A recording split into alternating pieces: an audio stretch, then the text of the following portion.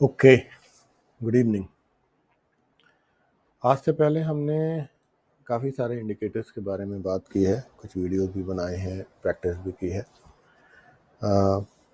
और उससे हमें कुछ थोड़ा बहुत फ़ायदा भी हुआ है। मुझे पता नहीं कि कितने लोगों ने उसको प्रैक्टिस किया, लेकिन हमने एक वीडियो काफ़ी पहले बनाई थी मूविंग एवरेज के लिए, जो क्रॉसओवर और इन सारी चीज़ों से है। वीडियो अभी भी पड़ा है।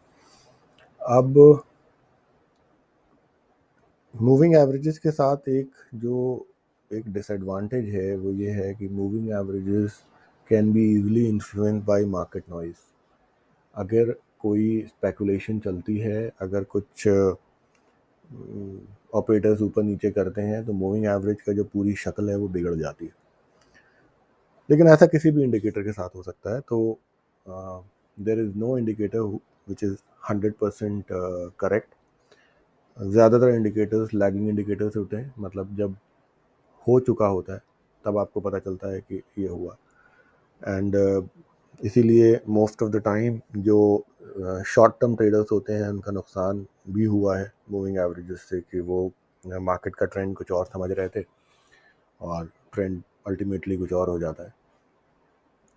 बेसिकली जैसे मैंने पहले भी ये कहा है कि हम ये सारी जो एक्सरसाइज है कि आप चार्ट को पढ़ रहे हैं, आप इंडिकेटर्स प्लॉट कर रहे हैं, वॉल्यूम देख रहे हैं, ये सिर्फ और सिर्फ एक चीज़ को करने के लिए होता है कि आपको अपने स्टॉक का ट्रेंड पता करना होता है। आपको सिर्फ ये पता करना होता है कि ये भाई ऊपर जाएगा या नीचे जाएगा, या ये अभी ऐसे ही फ्लैट रहने वाला है।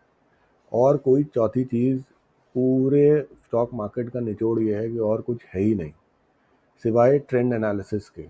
सिर्फ ट्रेंड को जानने के लिए ही ये सब कुछ, इतने हज़ारों इंडिकेटर्स हैं, हज़ारों थ्योरीज हैं, पैटर्न हैं, ये सब कुछ सिर्फ और सिर्फ ट्रेंड जानने के लिए। अब कभी कुछ काम करता है, कभी कुछ काम करता है। लोग एक गलती क्या करते हैं कि वो ये सोचते हैं कि मैं सब कुछ सीख जाऊं और उसके बाद मैं ट्रेड करना शुरू करूंगा या इन्वेस्टमेंट करना शुरू करूंगा। ऐसा होता नहीं है, क्योंकि आपकी पूरी लाइफ निकल जाएगी। मार्केट जो है वो 1,000 से 50,000 में पहुंच जाएगा, लेकिन आपकी स्टडी नहीं कंप्लीट होगी। तो ज़रूरी ये है कि आप कुछ चीज़ों को पहले समझ लें, बेसिक समझ लें, और उसके बाद फिर उसकी प्रैक्टिस करते हैं। कोई भी जो बड़ा से बड़ा इन्वेस्टर है, वो ये नहीं है कि वो हर चीज़ में मास्टर होता है, लेकिन वो किसी एक चीज़ में ज़रूर एक्सपर्ट होता है। वो किसी एक इंडिकेटर को बहुत अच्छी तरह से समझ रहा होता है, वो किसी एक पैटर्न का बड़ा माहिर होता है। कि अगर उसको ये है कि वो उसका favourite for example rounding bottom pattern है, तो वो ज़िंदगी भर राउंडिंग बॉटम पैटर्न वाले ही स्टॉक लेता है, उन्हीं में ट्रेड करता है। तो आप भी इतनी जर्नी के अंदर अपने अंदर एक ऐसा कुछ डेवलप करें कि आपको किसी एक चीज़ पे कमांड हो जाए। मेरा काम है आपको डिफरेंट चीज़ें बताना, और जो भी आपको उसमें से सही लगता है वो आप अडॉप्ट कर सकते हैं, आप उसकी प्रैक्टिस कर सकते हैं। विदाउट प्रैक्टिस कुछ नहीं आएगा।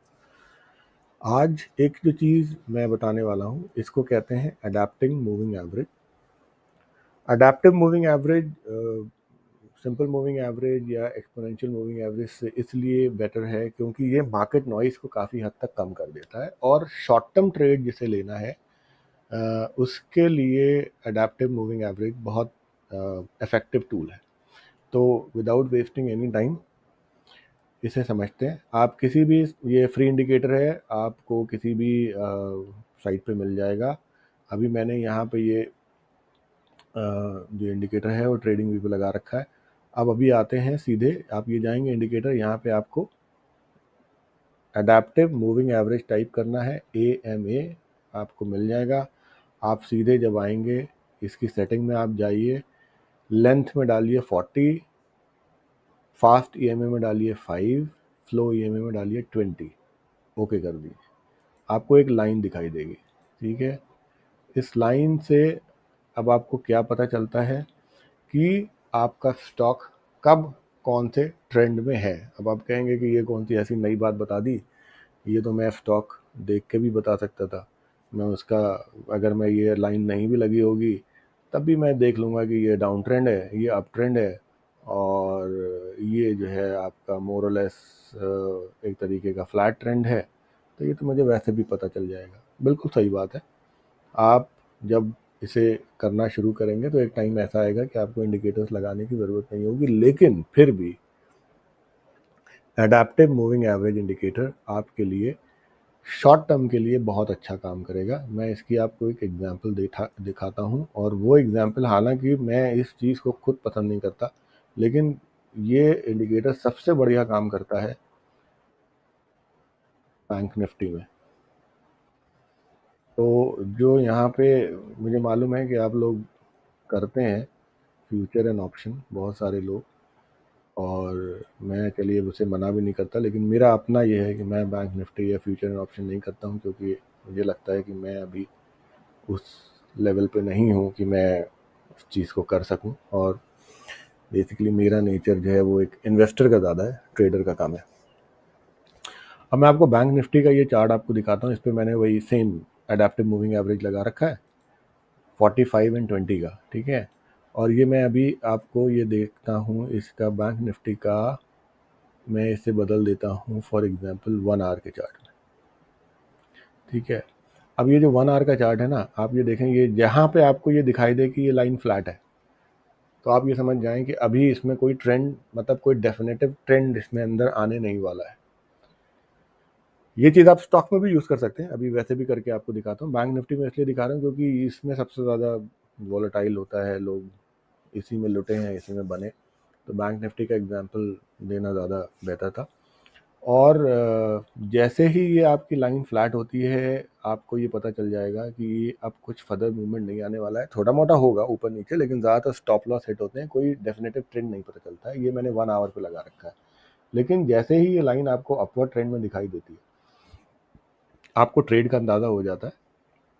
फॉर एग्जांपल 3447 से ये आपके यहाँ तक गई 35590, ये आज के हिसाब से लगा है, आप अपने हिसाब से उसे सेट कर सकते हैं। तो ये एक जो शॉर्ट टर्म ट्रेड लेना है, या जो इंट्राडे करते हैं, या एक दो दिन के लिए जो पोजिशनल ट्रेड लेने वाले लोग हैं, वो बहुत परेशान रहते हैं कि मुझे समझ में नहीं आता। और ऐसा गलती बहुत बार होती है, मेरे से खुद अभी तक हो जाती है कि मुझे लगता है कि ये स्टॉक जो है वो मूव करेगा, लेकिन किसी वजह से वो स्टॉक जो है वो नहीं जाता है। अच्छा, तो ये इंडिकेटर उस जगह के ऊपर बहुत अच्छे से काम करता है, एडेप्टिव मूविंग एवरेज। अब इसे मैं अगर बदल देता हूँ फॉर एग्जांपल डे के चार्ट में, तो डे के चार्ट में भी आपको ये देखिए, जो आपको निफ्टी के हालात है ना, वो आपको यहाँ पे बिल्कुल साफ दिखाई दे जाएंगे कि डाउन ट्रेंड है, अभी कोई ट्रेड नहीं। ये देखें, यहाँ से दिखाया, ये अपने कलर भी चेंज कर लेता है ये ट्रेडिंग व्यू के अंदर। अप आएगा, फ्लैट आएगा, तो लाइन बिल्कुल फ्लैट हो जाएगी। ये सबसे इंपॉर्टेंट चीज़ इसमें जो पता करनी होती है वो है कि वो फ्लैट को दिखाना जो है, क्योंकि जब फ्लैट है तो ना तो आप उसमें शॉर्टिंग कर सकते हैं, ना आप उसके अंदर जो है कोई ट्रेड ले सकते हैं। तो बेसिकली जो साइडवे ट्रेंड होता है उसको पकड़ने के लिए एडेप्टिव मूविंग एवरेज काफ़ी अच्छे से काम करता है, शॉर्ट टर्म ट्रेड में काफ़ी अच्छे से काम करता है। इसे आप अपने स्टॉक्स में भी यूज़ कर सकते हैं। फॉर एग्जांपल, ये तो मैंने आपको बैंक निफ्टी का दिखाया, आप टाइम फ्रेम अपने हिसाब से सेट कर लीजिए, फॉर एग्जांपल 15 मिनट्स का। तो ये देखिए, ये है आपका 15 मिनट्स का चार्ट, और ये करीब 30 मई के आसपास से लेके, ये जिन लोगों ने धोखे खाए हैं उन्हें पता होगा कि ये बिल्कुल ही कुछ उसने खास कुछ दिया नहीं है, मतलब ओवरऑल ज़्यादातर लोगों के स्टॉप लॉस ही में हिट हुए हैं इसके अंदर, कुछ बात खास पैसा किसी का बना नहीं है। बैंक ये कल से लेकिन ऑप्शन मत करने लग जाएगा, ये सिर्फ समझाने के लिए आपको है, क्योंकि बैंक निफ्टी में ही इसको सबसे अच्छे से समझाया जा सकता था। आप इसे अपने दूसरे स्टॉक्स में भी लगा के देख सकते हैं। फॉर एग्जांपल, मैं एस का चार्ट देखता हूँ, एक्शन कंस्ट्रक्शन का 15 मिनट का अगर चार्ट है, तो जिसे शॉर्ट टर्म ट्रेड लेना है, वो 2:15 में जिसने लिया होगा 26 मई के दिन, वो उसको पता है कि अब ट्रेंड में ही चलता चला जा रहा है। लेकिन अब ये जो है, अगर आप इसे यहाँ से देखेंगे तो ये धीरे धीरे अब फ्लैट की तरफ जा रहा है। ये लाइन देख रहे हैं, ये फ्लैट की तरफ बनती चली जा रही है। लेकिन जिसे पोजिशनल ट्रेड लेनी है, जिसे इसमें इन्वेस्टमेंट करना है, वो अगर इसे नॉर्मली वो डेली चार्ट देखते हैं, तो डेली चार्ट में आप इसे देखेंगे तो आपको अभी भी पता चलेगा कि एज जो है वो डाउन ट्रेंड के अंदर है, अभी इसके अंदर मूवमेंट नहीं आया है, और ये पूरी तरीके से अभी भी अवॉइडेबल है। अभी आपको छोटे छोटे चंक्स में बाय करना है तो आप ले सकते हैं, फॉर सम रीज़न कि यहाँ पे थोड़ी सी बड़ी कैंडल बन रही है। बट अगर बिल्कुल शॉर्ट लेके चलना है तो इस इंडिकेटर का इस्तेमाल किया करें, ये आपको काफ़ी आपकी जो होता है ना लीन पैच जिसमें कि स्टॉक बिल्कुल मूव नहीं करता है, उससे ये बचा सकता है। तो शॉर्ट टर्म में ज़्यादा अच्छा काम करेगा, लॉन्ग टर्म के लिए और भी दूसरी सारी चीज़ें हैं, लेकिन एक एडिशनल लेयर ऑफ सिक्योरिटी है जब आप अपना कोई स्टॉक चूज़ करें तो इसे इस्तेमाल कर सकते हैं। साथ ही साथ मैं ये भी बता दूं कि कोई इंडिकेटर 100% प्रूफ नहीं हो 100% नहीं होता कि वो आपको हमेशा सही बातें बताए।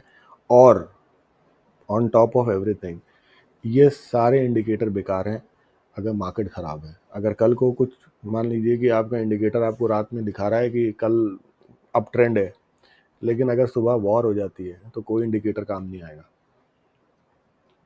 मार्केट सेंटिमेंट्स जो हैं वो सबसे ऊपर होते हैं। मार्केट सेंटिमेंट्स के सामने ना कोई इंडिकेटर काम करता है, ना कोई स्टॉप लॉस काम करता है, ना कोई लेवल काम करता है। मार्केट जिस दिन टूटेगी, मार्केट जिस दिन खराब होगी, उस दिन कोई भी स्टॉक नहीं बचेगा। सारे स्टॉक नीचे आएंगे, अच्छे बुरे छोटे बड़े सारे के सारे। तो थोड़ा सा कॉमन सेंस यूज़ करिएगा। ये नहीं कि आपको पता है कि कल न्यूक्लियर वॉर होने जा रही है और लेकिन आपका अडेप्टिव मूविंग एवरेज कह रहा है कि अप ट्रेंड है, तो आप कहें नहीं नहीं मूविंग एवरेज ने बता दिया तो मेरा स्टॉक तो ऊपर जाएगा। ऐसा नहीं होगा। मार्केट पर भी नज़र रखें, लेकिन एक कॉमन जब आप एक आइडियल सिचुएशन में जब आप ट्रेड करें तो इस इंडिकेटर को लगा के देखें, ये आपके ज़रूर काम आएगा। फ्यूचर एंड ऑप्शन मत करिएगा, हालांकि ये फ्यूचर एंड ऑप्शन में सबसे ज़्यादा काम आने वाले इंडिकेटर्स में से एक है और रेयरली ये कहीं सुनाई देता है। अगर आप इसको चेक भी करेंगे तो बहुत कम लोग हैं जो इसके बारे में बात करते हैं।